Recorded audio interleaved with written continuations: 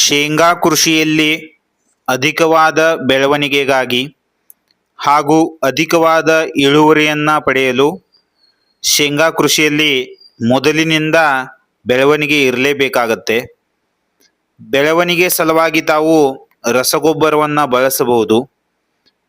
ಒಂದನೇ ರಸಗೊಬ್ಬರ ಡೋಸನ್ನು ತಾವು ಬಿತ್ತನೆ ಮಾಡಿ ಆದಮೇಲೆ 25 ದಿನ ಆದಮೇಲೆ ಈ ತರಹ ಶೇಂಗಾ ಕೃಷಿಯಲ್ಲಿ ಬೆಳವಣಿಗೆ ಆದಮೇಲೆ ತಾವು ರಸಗೊಬ್ಬರವನ್ನು ಬಳಸಬೇಕು.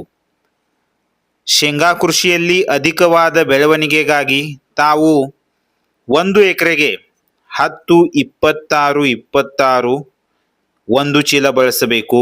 ಫೆರಸ್ ಸಲ್ಫೇಟ್ ಈ ಮೈಕ್ರೋ ನ್ಯೂಟ್ರಿಯೆಂಟನ್ನು ತಾವು 10 kg ಬಳಸಬೇಕು. ಆಮೇಲೆ ಸಲ್ಫರ್ ಈ ಸೆಕೆಂಡರಿ ನ್ಯೂಟ್ರಿಯೆಂಟನ್ನು ತಾವು 10 kg ಬಳಸಬೇಕು. ಹಾಗೂ 2 ಚೀಲ ಜಿಪ್ಸಮ್ ಇದನ್ನು ಬಳಸಬೇಕು.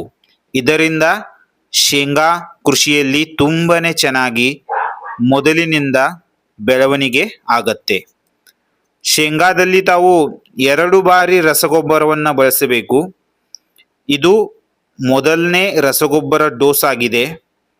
ಇದಾದ್ಮೇಲೆ ತಾವು 2ನೇ ರಸಗೊಬ್ಬರ ಡೋಸನ್ನು ಬಳಸಬೇಕು. ರಸಗೊಬ್ಬರ ಡೋಸ್ ಕೊಟ್ಟ ಮೇಲೆ ತಾವು ನೀರನ್ನು ಕೊಡುವುದು ತುಂಬಾನೇ ಇಂಪಾರ್ಟೆಂಟು. ತಾವು ಈ ತರಹ 1ನೇ ರಸಗೊಬ್ಬರ ಡೋಸನ್ನು 25 ದಿನ ಆದಮೇಲೆ ಶೇಂಗಾ ಕೃಷಿಯಲ್ಲಿ ಬಳಸಬೇಕು. ರಸಗೊಬ್ಬರ ಶೇಂಗಾದ ಮೇಲೆ ಬೀಳದ ಹಾಗೆ ತಾವು ವ್ಯವಸ್ಥಿತವಾಗಿ ರಸಗೊಬ್ಬರವನ್ನು ಬಳಸಬೇಕು. ಇದರಿಂದ ತುಂಬಾನೇ ಚೆನ್ನಾಗಿ ಗ್ರೋತ್ ಆಗತ್ತೆ ಹಾಗೂ ಇಳುವರಿ ಕೂಡ ತುಂಬಾನೇ ಚೆನ್ನಾಗಿ ಬರುತ್ತೆ. ಈಗ ಭೇಟಿಯಾಗೋಣ ನೆಕ್ಸ್ಟ್ ವಿಡಿಯೋದಲ್ಲಿ. Thank you. ಧನ್ಯವಾದಗಳು.